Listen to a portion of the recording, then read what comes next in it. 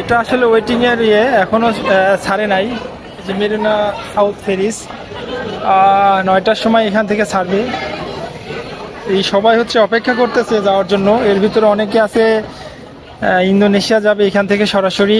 আমরা আইল্যান্ডে বেড়াইতেছি, এই যে নারকেল পাইছি, এখানে অনেক নারকেল গাছ, একটা রিভারও পাইছি, কারণ এটা গ্রামের স্টাইলে ভাঙা হবে। এখন যাচ্ছে হচ্ছে কচু আইল্যান্ডে। তো যাওয়ার পথে প্রচন্ড মেঘ ছিল প্রথমেই, যখন তারপরে হঠাৎ করে এত পরিমাণে বৃষ্টি আসছে, সমুদ্রে বৃষ্টি বিলাস, মানে এই অনুভূতির কথা কি বলবো, অসাধারণ একটা অনুভূতি। সমুদ্রে বৃষ্টি বিলাস, প্রচন্ড বৃষ্টি হচ্ছে, অনেকেই হচ্ছে ভিজতেছে।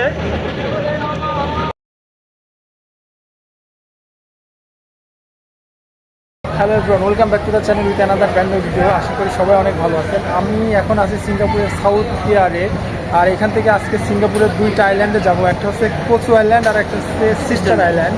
সিঙ্গাপুরে বেশ কয়েকটা আইল্যান্ড আছে, তার ভিতরে সবগুলোতে মানুষ যাইতে পারে না, বাট যে কটার ভিতরে যাইতে পারে তার মধ্যে আমরা দুইটাতে যাচ্ছি।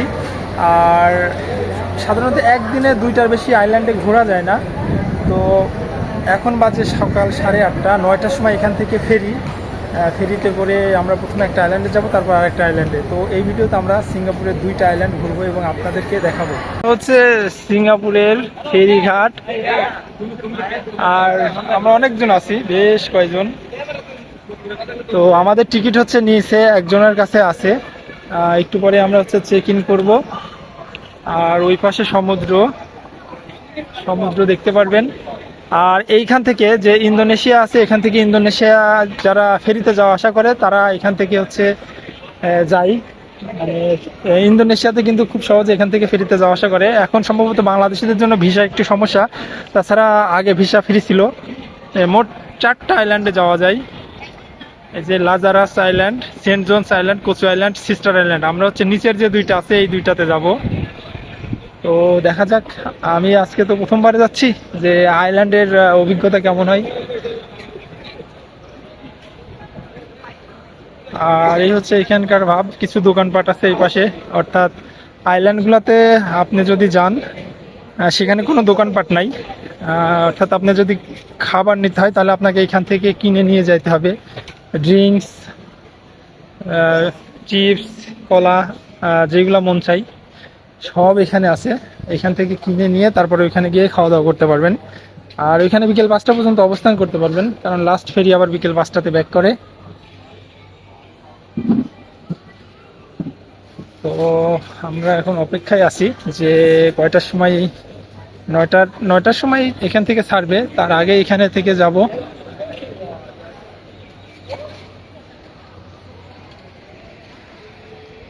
সিঙ্গাপুরের এই সাউথ পিয়ার যে ফেরি ঘাট আছে আমরা যেটা বলি, এইখান থেকে ইন্দোনেশিয়া যাইতে মাত্র সম্ভবত $15 হচ্ছে টিকিট নেই যাইতে, আর আসতে আবার $15।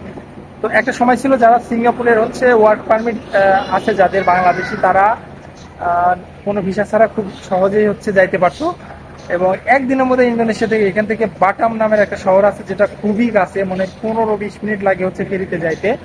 কিন্তু বর্তমানে ভিসার অনেক চার্জ, সম্ভবত $200 আমি খোঁজ নিয়ে জানছি। মানে অনেক হাই চার্জ ইন্দোনেশিয়ার যে ভিসাটা দেয় সেইটা, যার কারণে আসলে অনেক যাওয়া ডিফিকাল্ট, প্রায় 20,000 টাকা। তাছাড়া যদি ভিসা ফ্রি থাকতো তাহলে খুব সহজে কম খরচে এখান থেকে ইন্দোনেশিয়া ঘুরতে যাওয়া যায়, মানে খুবই ইজিলি। এটা আসলে ওয়েটিং এর এখনো ছাড়ে নাই। যে মেরিনা সাউথ ফেরিস 9টার সময় এখান থেকে ছাড়বে। এই সবাই হচ্ছে অপেক্ষা করতেছে যাওয়ার জন্য। এর ভিতরে অনেকে আছে ইন্দোনেশিয়া যাবে এখান থেকে সরাসরি, অনেকে আবার এই যে আমাদের মতো আইল্যান্ডে বেড়াইতে যাবে। অনেকটা বিমানবন্দরের মতো ব্যবস্থা আর কি, কারণ যেহেতু এখান থেকে ইন্টারন্যাশনাল ডিপার্ট হয়, অর্থাৎ আপনি এখান থেকে ইন্দোনেশিয়া যাইতে পারবেন। তো যারা ইন্দোনেশিয়াতে যায় তাদের হচ্ছে পাসপোর্টটা চেক করে, আইসিটা চেক করে, এরকম আর কি। তো আমরা যেহেতু এখানকার লোকাল আইল্যান্ডে যাব, দেখি এখানে কেমন কি সিস্টেম। আর এটা হচ্ছে সমুদ্র, অসংখ্য জাহাজ, কারণ পাশে হচ্ছে সিঙ্গাপুর যে সি পোর্ট, ওই পাশটাতে হচ্ছে ডেকে আসলাম যে এখান থেকে হচ্ছে ফেরিতে উঠবো। আর চেক ইনের যে বিষয় ছিল সেটা হচ্ছে যে আপনি আগে থেকে যখন বুকিং দিবেন অর্থাৎ টিকিট নেবেন, ওই টিকিটটা স্ক্যানিং করলে আপনার গেটটা হচ্ছে খুলে যাবে, খুলে গেলে ভিতরে আসতে পারবেন। এখন হচ্ছে ওয়েটিং, এই যে এখানে টিকিট চেক করবে আবার ওঠার আগে আর কি।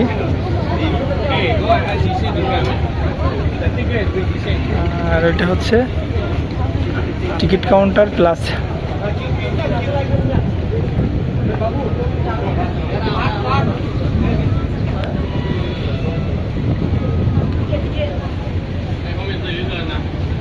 আমাদের টিকিটগুলো একজনের কাছে আছে, আমরা মনে হয় 17-18 জন আছি। আর এইটা হচ্ছে আমাদের ফেরি। এটা কি ফেরি? আচ্ছা হ্যাঁ, এটা এটা হচ্ছে ফেরি, ঠিক আছে, এটা হচ্ছে ফেরি। উপরে জায়গা আছে, নিচে সম্ভবত জায়গা আছে, দেখি আমরা কই সিট পাই। আর এখন প্রচণ্ড রোদ। এটা হচ্ছে ফেরির ভেতরে বসার জন্য বেঞ্চ আছে। এটা একতলায়, আমরা দোতলায় যাব, দোতলায় দেখি সিট পাই কিনা। আর এটা হচ্ছে মানে পেছন থেকে দোতলাতে দেখি আমরা। এখন হচ্ছে দোতলায় এসেছি। দোতলাতে বেনিফিট হচ্ছে যে এইখান থেকে অনেক সুন্দর ভিউ পাওয়া যাবে, অর্থাৎ চারপাশে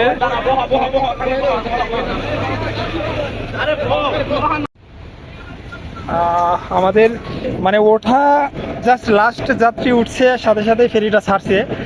তো প্রথমে যাচ্ছে হচ্ছে সিস্টার আইল্যান্ডে। তো দেখা যাক কতক্ষণ লাগে এখান থেকে যাইতে। আর উপরে বসার মতো সিট নাই, শুধু ছবি ওঠার জন্য আসছে। ওই যে সামনে কয়েকজন আছে, ওরা ছবি উঠতেছে, বাট এইখানে বসা যায়। আর এটা হচ্ছে উপরের মানে ইয়ে সুন্দর, চারপাশেই খোলা, উপরে হচ্ছে ছাউনি আছে, অর্থাৎ বাতাস আসবে অনেক। ফেরি যাত্রা শুরু করছি, মানে এখন ফেরিটা যাচ্ছে। এইদিকে হচ্ছে সিটি, এইটা এই পাশে হচ্ছে মেরিনা বে স্যান্ড আছে। এইটা যেটা হচ্ছে সিঙ্গাপুরের সবচেয়ে আইকনিক বিল্ডিং। এটা সমুদ্রের ভিতর থেকে ভিউ, এখান থেকে অনেক সুন্দর লাগতেছে। তার পাশে হচ্ছে সিঙ্গাপুর প্লায়ার আছে, একদম স্পষ্টই দেখা যাচ্ছে এখান থেকে।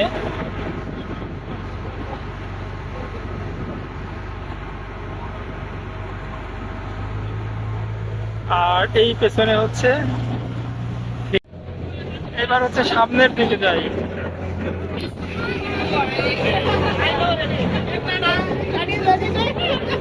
সামনে অনেক বাতাস,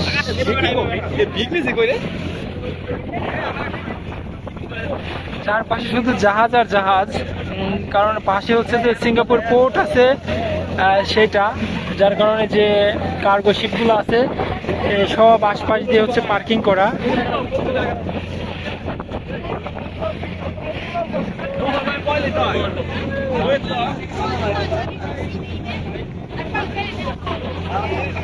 আর এইখান থেকে সিটির যে ভিউ, সেইটা সম্পূর্ণ ভিউ অনেক সুন্দর, মানে সমুদ্রের ভিতর থেকে সিটি দেখতে সেই লাগতেছে।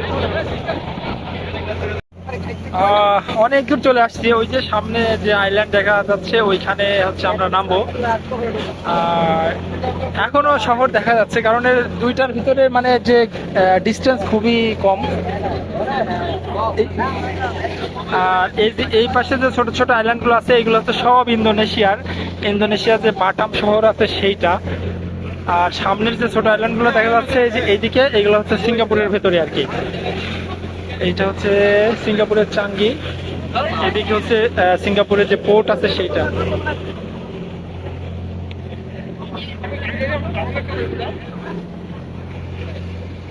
এন্ড ফাইনালি হচ্ছে আমরা চলে আসছি সিস্টার আইল্যান্ডে। এখানে এই পাশে একটা আর এই পাশে একটা, দুইটা আইল্যান্ড, ছোট ছোট দুইটা আইল্যান্ড। যেটাতে ঠেকবে ওইটা হচ্ছে সিস্টার আইল্যান্ড, আর এইদিকে হচ্ছে city.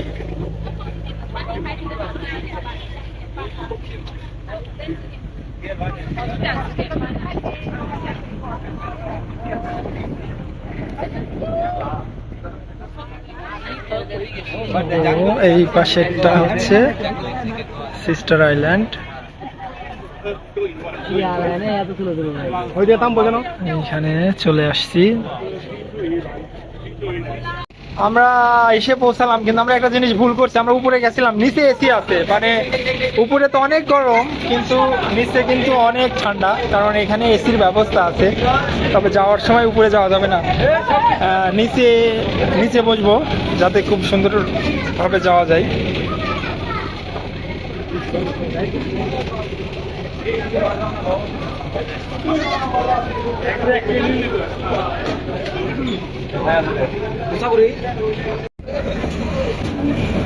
So welcome to Sister Island. Oh, Big Sister Island. ওই পাশে আরেকটা আছে, তো ওইটা মনে হয় যে ওইটা সিস্টার আইল্যান্ড, এটা বিগ সিস্টার আইল্যান্ড, এমন কিছু হইতে পারে। যাই হোক, এই যে এইখানে আমরা 2 ঘন্টার একটা স্টপেজ দিব, মানে 2 ঘন্টার ভিতরে এটা আশেপাশে ঘুরবো। এই যে পাথুরে আইল্যান্ড, এদিকে ওয়াকওয়ে আছে, এই পাশ দিয়ে ওইদিকে গেছে।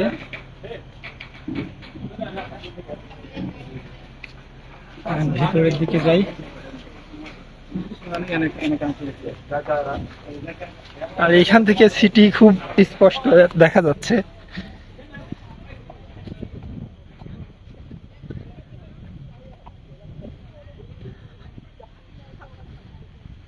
এখানে একটা বসার জায়গা ওইদিকে আছে।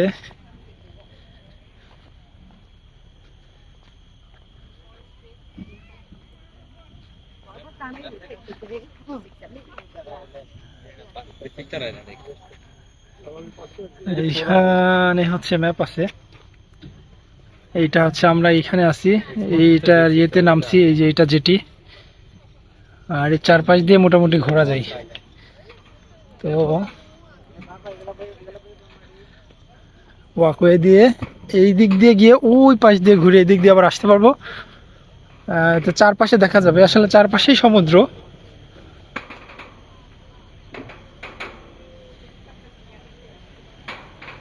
এতক্ষণ নিচের দিকে ঘুরলাম, এখন এই যে এই পাহাড় আছে, এখানে পাহাড়টার উপরে যাচ্ছি, দেখি যে উপরে কি অবস্থা।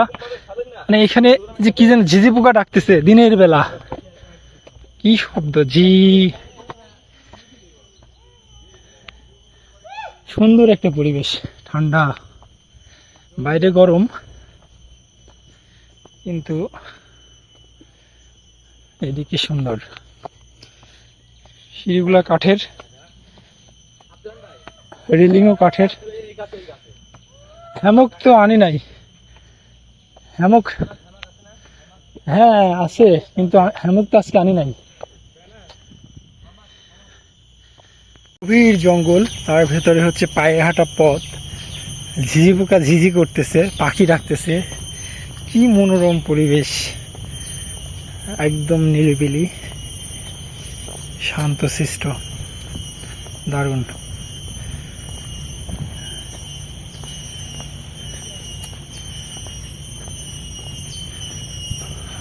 এটা একটা হাই পয়েন্ট, যেখান থেকে ছবি তোলা যাবে।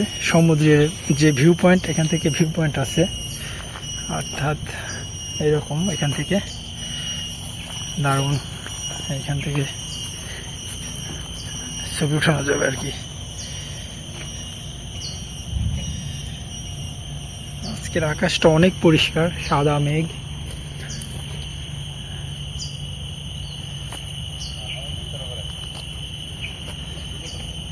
আমরা আইল্যান্ডে বেড়াইতেছি, এই যে নারকেল পাইছি, এখানে অনেক নারকেল গাছ, আর একটা রিভারও পাইছি। আর এটা গ্রামের স্টাইলে ভাঙা হবে,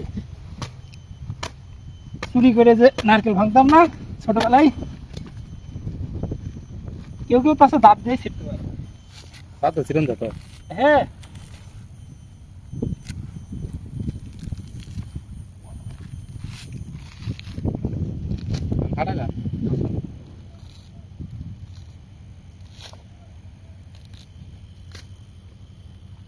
একদম ঝুনা নারকেল, ভালো থেকে তালে ঝুনা নারকেল। দেখা যায় ভিতরে আবার কি প্রবলেম আছে নাকি। আর না পানি লড়ে কোনো সমস্যা নেই। দাঁড়াও দুইটা খাই দিতে হবে। হ্যাঁ না তে হয় আমার বোন জমে নারকেল দাদা ছিল এমন পাওয়ারে পাওয়ারটা আপনি সোয়া যাচ্ছেন না মাংসের সুরান? হ্যাঁ আমি জানি ইয়া কাটা আছে না কাটা খাইলা সব রুতলা মাছ আছে না এই মাছে ইয়া মাটি গাছ পেয়েছি পানি তো সব খাই লিব কি পানি পানিতে পানির বোতল লই দেন না এখন জায়গা দেখি অনুদান তো না অন্য আইল্যান্ড গেছে হইতো না কোস্ট আইল্যান্ড গেছে দিয়ে আছে সাতর মতো নারকেল কি ভালো আছে? ভালো আছে মানে 100% 100% ভালো আছে। ষোলো হইছে 100%।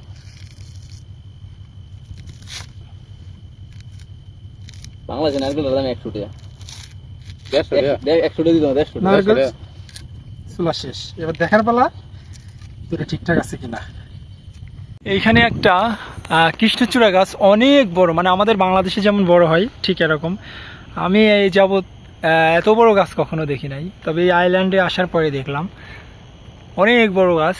যদিও ফুল খুবই কম আছে কিন্তু গাছটা অনেক বড়, খুব ভালো লাগলো। আমার খুবই পছন্দের কৃষ্ণচূড়া ফুল। মানে প্রকৃতিতে আমার মনে হয় যে মানে বিনা যত্নে বড় হওয়া যত ফুলের গাছ আছে তার মধ্যে কৃষ্ণচূড়া গাছের ফুল হচ্ছে সব চাইতে সুন্দর, সব চাইতে। আর এই যে জামরুল বলে, জামরুল গাছ, কিন্তু খাওয়ার কেউ নেই, পাখি খাই, দারুণ। এখন হচ্ছে সমুদ্র পাড়ে এসে বসলাম, যদিও এই পাড়টা হচ্ছে পাথর দিয়ে বাঁধা, বালি নাই। আর ঠিক ওই সামনে হচ্ছে সিটি, দেখাই যাচ্ছে বিল্ডিংগুলা এখান থেকে। এরপরে আমরা যাব হচ্ছে কচু আইল্যান্ড নামে একটা আইল্যান্ডে, যেটা হচ্ছে যে মালয় ভাষায় যেটা কচু শব্দের অর্থ হচ্ছে কচ্ছপ বা কাসিম আমরা যেটা বলি। ওইখানে অনেক কচ্ছপ আছে। তো ওইখানে যদি যাব তো অবশ্যই আর একটু পরেই এখান থেকে যাব, তাহলে হচ্ছে দেখতে পারবেন যে ওই আইল্যান্ডটা কেমন। তো এইটাও ভালো, এটা চারপাশেই ঘুরছে, অনেক গাছপালা আছে, পরিষ্কার পরিচ্ছন্ন, একদম মনোরম একটা পরিবেশ, অনেক সুন্দর বাতাস হচ্ছে। কিন্তু হচ্ছে বালি নাই, বীজ যেমন হয় এটা এখানে কোনো বীজ নাই এই দ্বীপটাতে। যে এইভাবে হচ্ছে পাথর দিয়ে বাঁধানো, মূলত ভাঙনের হাত থেকে রক্ষা করার জন্যই আসলে বাঁধানো, কারণ এটা আয়তন খুবই ছোট। কয়েক ঘন্টা এই আইল্যান্ডটাতে ঘোরার পরে এখন হচ্ছে ফেরত যাচ্ছি আরেকটা আইল্যান্ডে, যেটার নাম হচ্ছে কচু আইল্যান্ড। তো এখন হঠাৎ করে আকাশে অনেক মেঘ, মানে সমুদ্রে একদম চারপাশে মেঘ, একদম মেঘে ঘনঘটা হয়ে গেছে। একটু আগেও পরিষ্কার ছিল। এই যে ফেরিটা আসছে, এইটাতে হচ্ছে এখন আবার যাব কচু আইল্যান্ডে।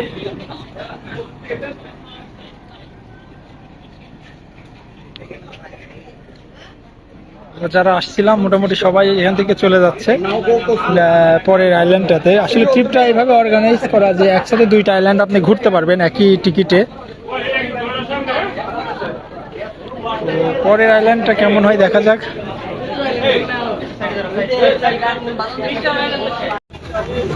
এখন যাচ্ছে হচ্ছে কচু আইল্যান্ডে। তো যাওয়ার পথে প্রচন্ড মেঘ ছিল প্রথমেই, যখন তারপরে হঠাৎ করে এত পরিমাণে বৃষ্টি আসছে, সমুদ্রে বৃষ্টি বিলাস, মানে এই অনুভূতির কথা কি বলবো, অসাধারণ একটা অনুভূতি। সমুদ্রে বৃষ্টি বিলাস, প্রচন্ড বৃষ্টি হচ্ছে, অনেকেই হচ্ছে ভিজতেছে, আমিও ভিজতে চাই কিন্তু এখন আবার বৃষ্টি কমে গেছে। মানে এই দিকটাতে প্রচন্ড বৃষ্টি হচ্ছে, কিন্তু এই দিকটাতে তুলনামূলক কম বৃষ্টি হচ্ছে আর কি।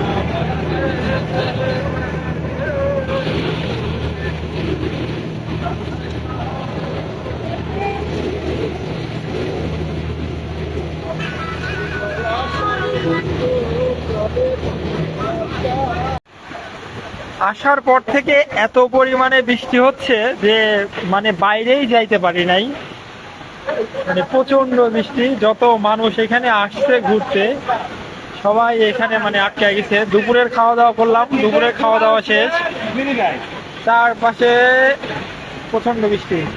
খুব ছোট একটা আইল্যান্ড, আর এটা হচ্ছে ফেরি থেকে নেমে আর কি এই জায়গাটা। এই পাশে হচ্ছে সমুদ্র, প্রচন্ড বৃষ্টি হচ্ছে, সমুদ্রে বৃষ্টি বিলাস হয়ে গেল আর কি। তবে খুবই সুন্দর পরিবেশ, বৃষ্টি উপভোগ করতেছি অনেক দিন পর, বৃষ্টির খুব কাছ থেকে।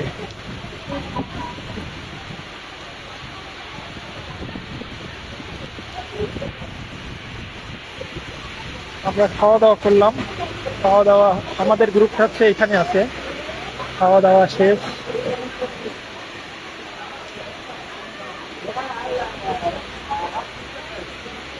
বৃষ্টি কমলে এই যে আইল্যান্ড আছে এই আইল্যান্ডে একটা ট্যুর দিব।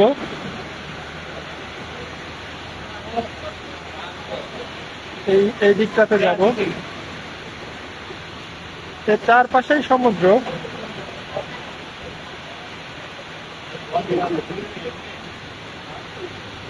এই যে এখানে হচ্ছে অনেক কাসিম আছে, এই যে ওদের এটা শেল্টার, ওরা কিন্তু যাওয়া আসা করতে পারে। ওই যে ওইদিকে রাস্তা দেখাই আপনাদের, এই যে যে যে এখানে লেখা আছে না টর্টয়েজ শেল্টার, ওরা কিন্তু এই দিক দিয়ে সমুদ্রে যাইতে পারে, আবার সমুদ্র থেকে এখানে আসতে পারে। মানে এবং এইখানে অসংখ্য মানে অনেকগুলো আছে।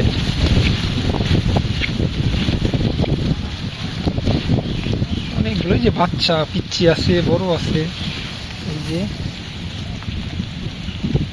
একটা বড়। আর বৃষ্টির কারণে আসলে সব একদমই অবস্থা খুবই খারাপ, চলাফেরার মতো কোনো অবস্থায় নেই। একে তো বৃষ্টি, তারপরে এখনো অনেক বাতাস, ওয়েদার একদম ঠান্ডা হয়ে গেছে।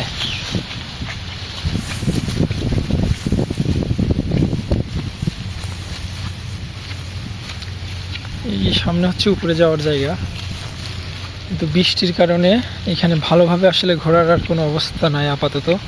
যদি বৃষ্টি সম্পূর্ণ শেষ হয় তাহলে হয়তো বা 4-5টাই ঘুরে দেখা যেত।